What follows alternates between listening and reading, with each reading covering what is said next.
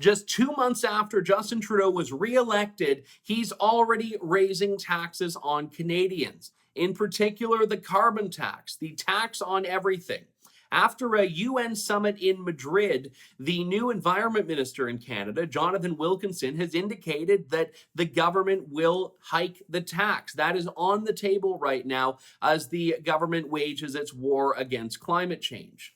Minister Wilkinson said in a post-Madrid summit interview with the Toronto Star that the most efficient way, those are his words, most efficient way to deal with climate commitments and emissions targets is through carbon pricing. And he says that if Canada is going to achieve its targets, which needs to happen, he needs to make good on Justin Trudeau's promise to rein in our emissions in Canada. This has been the goal. This is what the government has put everything on.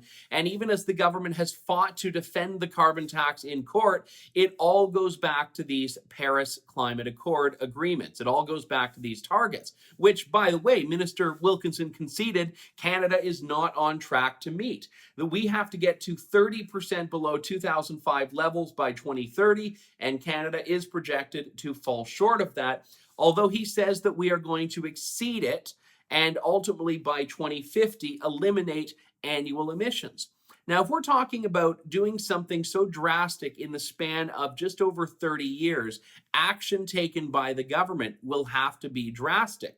We've talked about other reports that have said that carbon tax would need to be doubled or even tripled to come close to meeting those long-term targets. The government has not yet officially acknowledged that it's entertaining that, but all the experts are saying they basically have no other choice but to go down that road. And Wilkinson admits that there's going to be a review of the national minimum carbon price.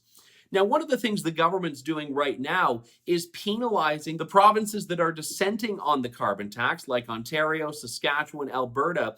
The government has now made them deal with the fact that the rebate is getting slashed. The federal government's rebate, which it was using to say that, oh, it's carbon neutral and we're giving the money back to the people. Well, they're cutting those for provinces that are fighting the government.